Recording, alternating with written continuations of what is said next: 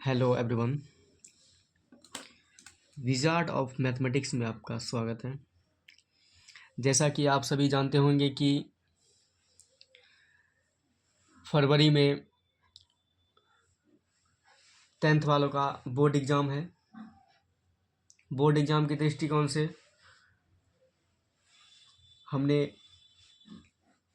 दो चर वाले दो रैखिक समीकरण चैप्टर से एक नॉर्मल सा टॉपिक विलोपन विधि लिया है।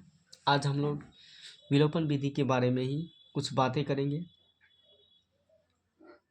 अगर आप ये 5 मिनट का वीडियो देख लेते हैं तो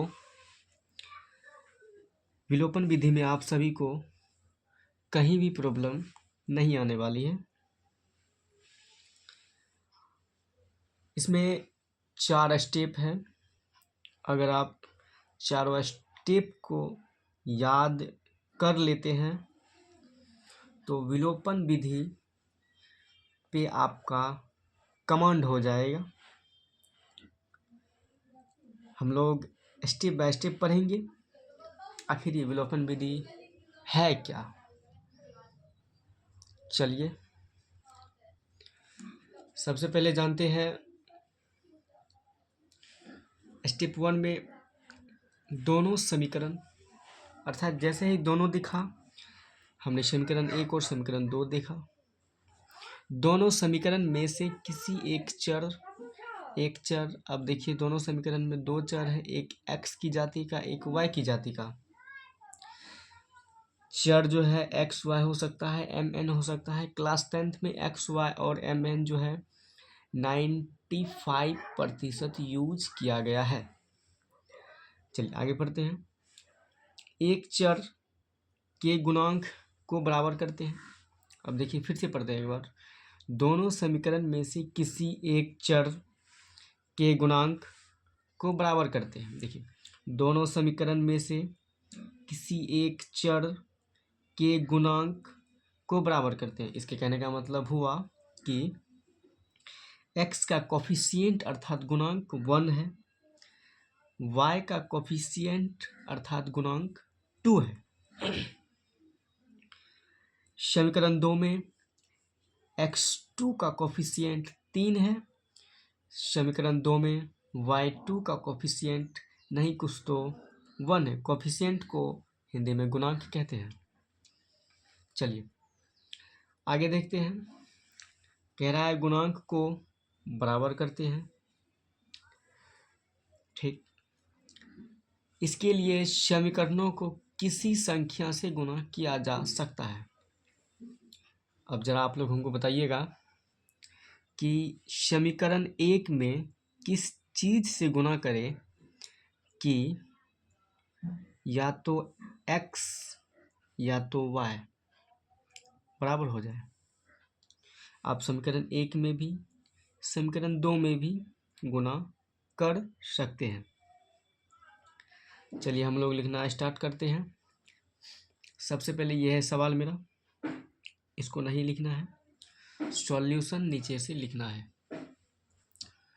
सॉल्यूशन सबसे पहले आपको आंसर देना है। आंसर में लिखना है x + 2y = 6। डायरेक्ट सवाल पे आपको मल्टीप्लाई नहीं कर देनी है। 3x - y = 4। ठीक, चलिए अब हम यहाँ पे एक बात लिखते हैं। देखिएगा यहाँ पे बोल रहा है इक्वेशन फर्स्ट में हम किस चीज़ से गुणा करें कि या तो x का या तो y का कोफिशिएंट बराबर हो जाए। हमको ऐसा नोट में लिखा गया है कि गुणांक को बराबर करते हैं। इसके लिए समीकरण को किसी संख्या से गुणा किया जा सकता है। इस समीकरण को हम किसी भी संख्या से गुणा करके हमको y को बराबर करना है या फिर x को बराबर करना है। ये बात हम आप लोग को बार बार बोल रहे हैं कि या तो y को या फिर x को, आपका मर्जी जिसको बराबर करना है। सुविधा जिसमें हो वो काम करिएगा एग्जाम में, क्या है कि एग्जाम में उतना आपके पास समय नहीं रहता है। चलिए तो हम y को बराबर कर देते हैं। समीकरण 1 में y को देखते हैं 2y है, y का कोफिशिएंट 2 है। समीकरण 2 में y को कोफिशिएंट 1 है। अगर हम समीकरण 2 में 2 से गुना कर दें तो यहाँ पे 2 हो जाएगा 2y, तब ये दोनों बराबर हो जाएगा। चलिए हम 2 से गुना करते हैं। हम यहाँ पे लिखेंगे समीकरण 1 में हम नहीं कुछ तो एक से किसी भी संख्या को मल्टीप्लाई करने पर उस संख्या में कोई भी चेंजिंग नहीं होता है। समीकरण 1 में 1 से एवं समीकरण 2 में 2 से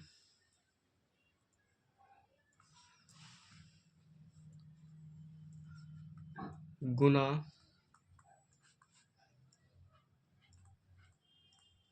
करने पर, चलिए हम लोग आगे देखते हैं। चलिए सबसे पहले हम लोग गुना कर देते हैं। हमको बोला है बराबर करने, हम बराबर कर देते हैं। तो हम यहाँ पे लिख देंगे x + 2y = 6, 3x - y = 4। हम ये भी मल्टीप्लाई समीकरण 1 में बोल रहा है 1 से कीजिए एवं समीकरण 2 में 2 से कीजिए। तो समीकरण 1 में हम 1 से कर देते हैं। समीकरण 1 में 1 से करेंगे तो किसी भी संख्या में 1 से गुना करने पर कोई भी चेंजिंग नहीं होता है। x + 2y = 6। अब इसमें 2 से करिए, 3x × 2 हो जाएगा 6x - 2y = 8। देखिए अब यहाँ पे होता है चिन्ह चेंज, लेकिन हम लोग चिन्ह चेंज नहीं करेंगे क्योंकि हमने जिसको बराबर किया है, हमने y वाले जाति को अर्थात y वाले चर को बराबर किया है, तो y वाले चर में चिन्ह चेंज है हमको। चलिए ये बातें हम आगे करेंगे, चिन्ह चेंज कैसे होता है। चलिए स्टेप 2 अब पढ़ते हैं। स्टेप 2 में है जोड़ना या फिर घटाना। जोड़ना या घटाना। अब जोड़ेंगे कैसे, घटाएंगे कैसे, इसमें बात करते हैं आगे। गुणांक बराबर करने के बाद, देखिए हम लोग गुणांक बराबर कर चुके हैं। किसी एक जाति y के कोफिशिएंट 2, y का कोफिशिएंट 2, इन दोनों का हमने गुणांक बराबर कर लिया है। ध्यान से सुनिएगा। के बाद समीकरणों को इस तरह जोड़ा या घटाया जाता है कि वह चर समाप्त हो जाए। अब देखिए हमने गुणांक बराबर कर लिया। अब इसको आप या तो जोड़िए या फिर घटाइए। हमको इसका जो है चर समाप्त करना है, अर्थात y को गायब करना है। गायब का मतलब, गायब किसी भी संख्या को कैसे करते हैं, जब घटाते हैं, घटता है जब, अर्थात 0 हो जाता है। अगर हम 2y को +2y को और -2y को जोड़ दें तो +-0 कट जाएगा, और जैसे ही कट गया अर्थात 0 हो गया, अर्थात ये y वाले टर्म विलुप्त हो गए। अब हम इसको जोड़े हैं तो x + 6x हो जाएगा 7x = 14। देखिए स्टेप 2 तक में हमको यहाँ तक बात बोला है कि वह चर समाप्त हो जाए। चर समाप्त हो गया। देखिए y वाले टर्म समाप्त हो गया, हमने जिसको बराबर किया उस वह टर्म समाप्त हो गया। अब आगे चलते हैं। चलिए यहाँ पे मेरा ये स्लाइड हो गया, आगे देखिएगा ध्यान से। स्टेप 3 में है 2 चर का मान ज्ञात करना, अर्थात अब क्या कह रहा है, आगे बढ़ते हैं। इससे एक चर वाला सरल समीकरण मिलता है। ये जो है एक चर वाला 7x = 14, ये एक चर वाला सरल समीकरण मिलता है। हाँ मिल गया हमको, बात सही है। जिसे हल करके उस चर का मान ज्ञात करें। अब देखिए ये रेखिक समीकरण है, आप लोग को इसे हल करना होगा। हल कैसे करते हैं आगे चल देखते हैं। हम लोग के पास पेज का अभाव था, इसीलिए स्लाइड की दूसरी तरफ लिखते हैं, लेकिन आप लोग सीरीज में लिखेंगे स्लाइड की दूसरी तरफ। जैसे हम लिखते हैं वैसे नहीं लिखना है। चलिए तो 7x = 14। अब यहाँ पे हम क्या बोला है, सरल समीकरण मिलता है जिसे हल करके उस चर का मान ज्ञात करना है। अब इसको हल कर लीजिए। यहाँ पे है 7 जो है मल्टीप्लाई में है, अब यहाँ पे इससे जाएगा डिवाइड में हो जाएगा। x बराबर 7 14 कट जाएगा 2। x का मान हमको आ गया कितना 2। चलिए अब आगे देखते हैं। स्टेप 4 में बोल रहा है दूसरे चर का मान ज्ञात करना। x का मान हम ज्ञात कर चुके हैं। अब दूसरे चर का मान ज्ञात कैसे करते हैं, देखिए प्राप्त मान को किसी भी मूल समीकरण में रखकर प्राप्त मान को किसी भी मूल समीकरण में रखकर दूसरे चर का मान ज्ञात करते हैं। देखिए स्टेप 4 बोला है कि ये जो हमको प्राप्त मान हुआ है अर्थात x का जो वैल्यू प्राप्त हुआ है, इस वैल्यू को आप दूसरे समीकरण, क्या बोला है, किसी भी मूल समीकरण, या तो ये आपका इच्छा जिसमें हो उसमें रखिए, आंसर दोनों में आएगा। तो हम समीकरण 1 में रखते हैं x का मान। हम यहाँ पे एक लाइन लिखेंगे, समीकरण 1 में x का मान रखने पर। चलिए उसके बाद समीकरण 1 क्या है हम लिख लेते हैं, x plus 2y equal to 6। उसके बाद देखिए x plus 2y equal to 6 लिख लिए।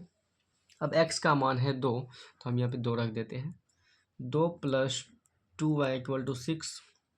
अब देखिए 2y इक्वल टू 6/2।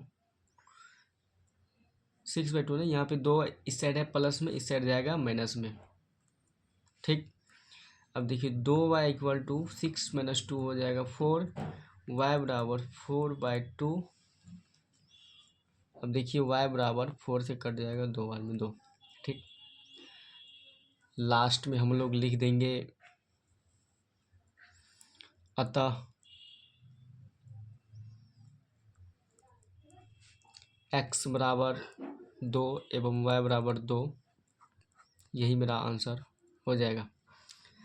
चलिए जो व्यक्ति ध्यान से नहीं देखे होंगे वो वीडियो को एक बार फिर से रिव्यू करके देख लीजिएगा, 100% आपको समझ में आ जाएगी, ध्यान से अगर आप सुने होंगे तो।